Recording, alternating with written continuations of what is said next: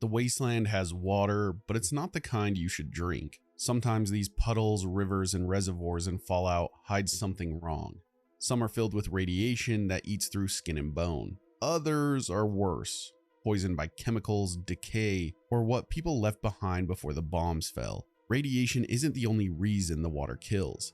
Sometimes it's the byproduct of industry or experiments gone wrong, or maybe even something that was never meant to mix with nature. The world before the war poured waste into its rivers and lakes, and the blasts didn't erase that.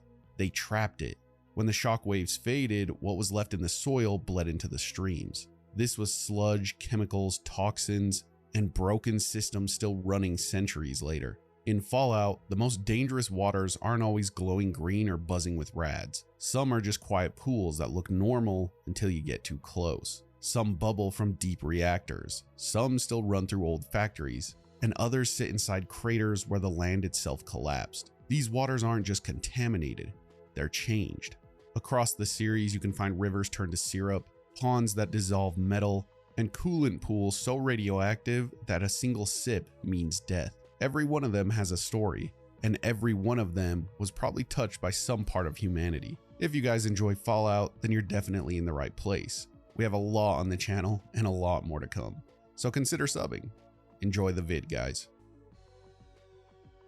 The towering structure of the mass fusion building, built before the war by the company that promised clean, endless power. Under that promise, the engineers installed a huge reactor chamber deep below, and then the bombs fell. The world changed, but that reactor, it's still there underneath the building. You descend into the bowels of the old plant. The lift drops you into a massive chamber, and the walls glow with a blue light. That light comes from the reactor's coolant pool, fed by liquid coursing around the core. The coolant was meant as a heat sink, part of the system that controlled the energy. But after decades of abandonment, radiation seeped in.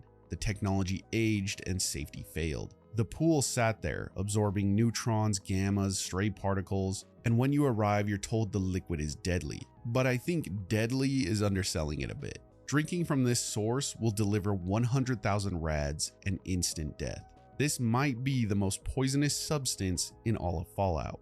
The story behind it feels like a cautionary tale. The company built a beryllium agitator to jumpstart the reactor, a device to trigger serious power output. That power source never got a proper shutdown. The coolant around the reactor kept absorbing radiation for years. The containment cracked and the loop corroded. The liquid wasn't just dirty or deadly in the usual way. It really did become poison. This place was made to power the future. The company's motto spoke of keeping Boston running, but the future ended, and the coolant ended up as the most extreme consequence of that failure. Its radiation came from active high-flux fields, neutron bombardment, from a machine built a punch above its weight and never got cleaned up. The coolant is the leftover threat. If someone drank from the beryllium reactor's pool, they'd be destroyed from the inside. That coolant has been sitting in direct contact with an active nuclear core, full of radioactive isotopes and particles. The moment it's swallowed, it delivers a dose of radiation so extreme that the cells lining the throat, stomach, and intestines would start breaking apart almost instantly. The body's internal organs would stop working within seconds. Blood vessels would rupture, DNA would shred, and the radiation would burn tissue faster than it could react. The heart and brain wouldn't even have time to shut down properly. It would be instant systematic failure. In Fallout terms, it's instant death. But in real terms, it's like drinking a concentrated nuclear reaction. The body would be overwhelmed by the sheer energy trapped inside that coolant.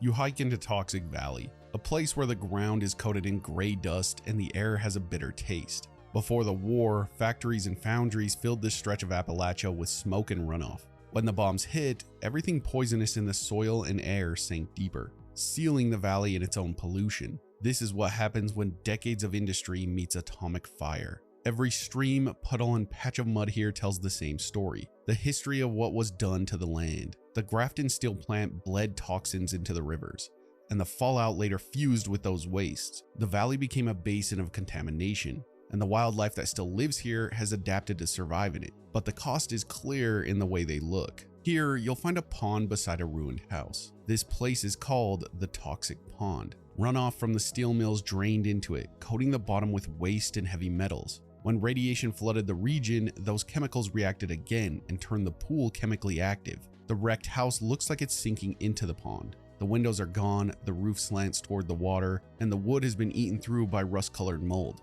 The pond doesn't even reflect a light anymore, it just absorbs it. Anything that falls in, metal, bone, or glass, just disappears into the murk. Toxic Valley was already dying before the bombs. The factories that powered Grafton and the surrounding towns dumped waste into every creek and marsh. The result is liquid that's more than irradiated.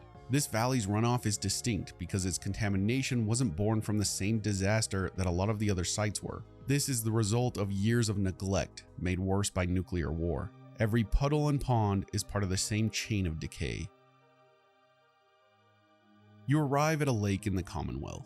It was once a tourist spot, boats and families on the shore, a place to relax and have fun. But many people didn't realize the true nature of this lake and the secrets going on behind the scenes. This water was being polluted by radioactive particles and heavy metals, thanks to nearby factories and the dumping that went unchecked. All of this before the bombs ever dropped. Now, in the apocalypse, you'll peer across the surface and notice barrels and debris at the center. There's a sunken rowboat, and the place is crawling with mirelurks and other creatures. Rusting drums sit under the waterline, feeding contamination that still spreads through the lake. You can learn that this lake was different from anything else in the region. The terminal in the monitoring station by the shore records that the water is highly irradiated, and has been that way since before the bombs. You wade in or hover near the edge, and your Geiger counter will start to tick fast. Drinking or swimming in it will dump radiation into you. The worst part about this lake is that it was once safe. It was once welcome. Then the factories moved in and filled the shoreline with waste, and that poison spread slowly. It seems like industry across America treated its rivers and lakes like trash bins. Companies like Grafton Steel, Poseidon Energy, and countless smaller plants dumped runoff filled with metals, oils, and chemical sludge straight into the water. Regulations existed on paper, but by the time the bombs fell, most of these safeguards were gone. The lake was already poisoned, carrying decades of waste that ate through the soil and stained the groundwater. When the nuclear blast came, all that pollution reacted with fallout, turning the contamination into something even deadlier. Radiation didn't just add to the poison, it bonded with it. Chemicals that were once slow killers became unstable compounds, releasing radioactive gases and mutating the wildlife that drank from them. What was once industrial pollution turned into radioactive sludge, seeping into every pond, pipe, and waterway left behind. If you know anything about the corporations and fallout, you know that by the time the bombs fell, any morality or safeguards clearly didn't exist. In the Mojave Wasteland, there's a crater known as the Devil's Throat. At its base sits pools of radioactive liquid surrounded by barrels of toxic waste. There's also a wrecked truck and the body of a super mutant. And then there's even a centaur crawling around the sludge, a product of the same contamination that changed the pit. Before the bombs, this depression collected runoff from the nearby valley. It was a low point where groundwater and drainage gathered naturally. Once the bombs fell, the ground gave way and formed a sinkhole. The collapse swallowed a truck loaded with hazardous material, trapping the cargo at the bottom. Over time, the barrels leaked into the standing liquid, turning it into one of the most dangerous bodies of water in the region. Drinking from the pools delivers around 11 rads, and even standing near the barrels exposes anyone nearby up to 8 rads per second. The contamination comes from a blend of industrial waste and radioactive residue from the Great War. The liquid is stagnant, dense, and thick with sediment. The crater acts like a container. There is no outlet for the liquid to drain or escape, so every drop of radiation that enters stays trapped. Each rainfall and a bit of runoff feeds into the same pit, deepening that contamination. The result is a toxic cycle where nothing grows, and the liquid becomes a concentrated source of radiation. Mutated creatures like centaurs are drawn to that heat and radiation, using the pools as their territory. The waste is fused with the soil and metal, and the liquid has become a mix of heavy metals, irradiated minerals, and decaying organic matter. The crater's pit feeds its own poison, an endless cycle of corruption and radiation. You reach Point Lookout by ferry, the mist hanging low over the water. It's the Potomac's runoff, but by the time it reaches these swamps, it's already carrying radiation from the capital wasteland. The river has actually brought the waste of DC all the way here, and it doesn't stop at the shore. It seeps into the mud and fills the bogs until everything turns into a slow toxic stew. Down in the marsh, the air clings to you and the ground moves like it's breathing. Gas bubbles rise from the muck where old graves and drowned roots decay under the surface. The contamination trapped methane in thick patches of sludge. Sometimes the earth smokes or catches fire when the gas meets a spark. The wetlands here are rich in natural gas, and it breaks the surface as explosive methane bubbles. That surface film will stick to your skin, heavy and oily. The smell burns your throat, and mirelurks and swamplurks thrive here. Their shells stain dark from whatever leaks through the swamp. The deeper you go, the thicker it gets, until the swamp almost moves like syrup. Every step stirs up more poison from below. There's even a beached research ship, the USS Ozymandias. It came here to sample those gas-rich swamps. In some parts of the marsh, the ground shakes where methane builds up below the surface. Locals talk about spots that hiss before they ignite, where the swamp flares blue in the dark. Centuries of rot and radiation have turned Point Lookout's wetlands into something between a grave and a reactor. The swamp folk that live here drink from it, wash in it, and breathe in its fumes. They're a good example of what this place does to a body over generations. The ghouls and feral creatures drawn to it don't leave because they can't. The swamp feeds them, keeps them mutated and alive in its own way. This isn't a river you can ever clean or a lake you can drain. It's a chemical pit that's been cooking since the Great War, still hot underneath it all. You walk into the bottling plant at Nuka World. The river inside looks bright blue, glowing under the lights. It isn't paint or lighting anymore. The water here is actually made of Nuka-Cola Quantum itself, an actual flow of the drink running through a ruined ride. It was once meant to impress visitors, part of a tour that showed how Nuka-Cola was bottled and shipped. Before the war, the river was filled with tinted liquid that looked like Quantum, but later they used the real formula. The same glowing mix that once sat in bottles now moves through a stream that never stops. That glow comes from the strontium-90 isotope in Quantum's formula. It's the same chemical energy that made the drink famous, and it's strong enough to set off a Geiger counter across the room. In the past, the factory swapped the tinted water for real Quantum, turning the attraction's flow into a continuous current of the drink. When the world ended, the machinery kept running, pumping a channel of radioactive soda through the bottling plant. Step too close and your Geiger counter clicks fast from the river's light.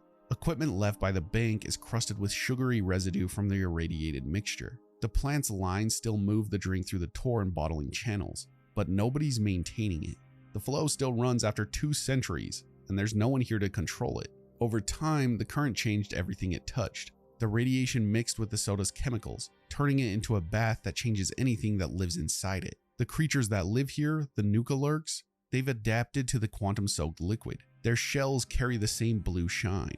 They swarm the banks, and they give us a good idea as to what can happen to living creatures that mix with the quantum. If someone tried to drink it, they'd be swallowing a concentrated irradiated syrup. Enough exposure to be dangerous fast. This is what happens when marketing collides with nuclear science. A river that's bright blue and might look inviting, but would you really trust it? The old mass fusion disposal site.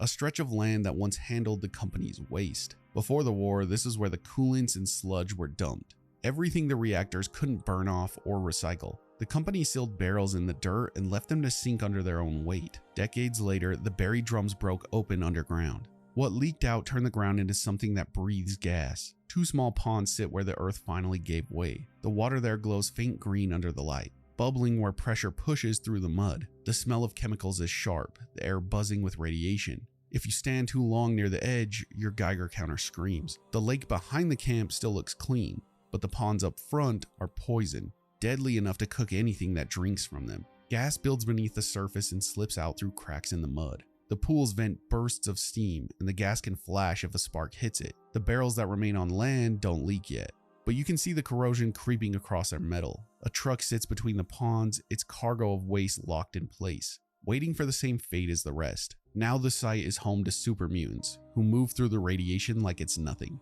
They build shacks on the edge of the hot zone. The camp itself is simple, wooden walls leaning over toxic liquid, tarps and scrap covering barrels that never stop leaking. At this site, the ponds are the center of it all. They don't move, they don't flow, and they don't clean themselves. Each one is a sealed pocket of everything that mass fusion threw away. Beneath the surface, pressure just keeps building. Gases mix with radiation. It's not just industrial runoff anymore. It's a reaction that's been active underground for 200 years, trapped and building pressure. Vim Pop once sold itself as the taste of the coast. The company promised energy and state pride in its own soda brand. Its headquarters and main factory stood on a small island off the coast of Far Harbor, a place that hummed with machines, mixing kegs, and the smell of sugar and chemicals in the air. But when the bombs fell, all that energy collapsed into rot. The factory still stands, but the water around it tells a different story. Around the island, dark tides move slow and thick. After the war, broken tanks and ruptured lines turned parts of the shoreline sour as syrup, coolant, and toxic runoff that bled into the harbor. Below the plant, the liquid isn't even clear anymore. Inside, it's worse. The sublevel of the plant is flooded. Pools of sticky, irradiated liquid filling the lowest spaces where the structure drops below grade. Mole rats live in the floodwater now. Their hides are crusted with residue from 2 centuries of corrosion. What used to be fresh water mixed with the sugar tanks and coolant lines formed into something thick enough to stain the floor. It's water, but it moves more like oil. Over time, intrusion turned the sublevel into a trap, where chemicals and standing liquid fused into one poisonous layer. Rust streaks every wall, and the pipes groan from trapped pressure. When you listen close, it sounds like the place is still bottling something. But what's left inside those vats isn't soda. Run, a mutant the size of a small building, was sealed inside one of the heavy storage rooms below the factory. His footsteps shake the flooded floor, and the sound rolls through the halls like a heartbeat. Nearby sits the dock terminal that works the big red doors to the heavy storage. Around him are barrels and machines that sit half submerged, leaking a film that floats in the standing water. The super mutants here wade through it like they couldn't even be bothered. Their camp built above a lake of toxins. The factory never stopped feeding the water around it. Every tide and leak keeps pushing tainted runoff through the lowest passages, carrying sugar rot, radiation, and metal flakes out into the bay. A sweet drink turns sour, still seeping from the walls of a dead brand. These are only a few poisoned water spots in Fallout. If you want me to cover some more, leave them in the comments. Also, if you're still here at this point, that probably means you enjoy our content. Maybe you're new here or you've been here a while. But I did want to bring up that we plan on creating a Discord here soon. That way we can interact with you guys better and have a safe place to just discuss Fallout. We'll also be streaming Fallout Day here soon. So if you want, you can come watch that with us and just hang out. Anyways, point is, if you guys are interested in joining a Discord like that, then let me know in the comments. I'm not too sure that there would be that many people right off the bat, but honestly that might make it fun to interact with those of you that really enjoy the channel or support us. Also, you can always follow me on Twitter with the link in the description, and you can chat with me there. Anyways, I'm rambling. Remember guys, enjoyed time is never wasted time, and I'll see you in the next.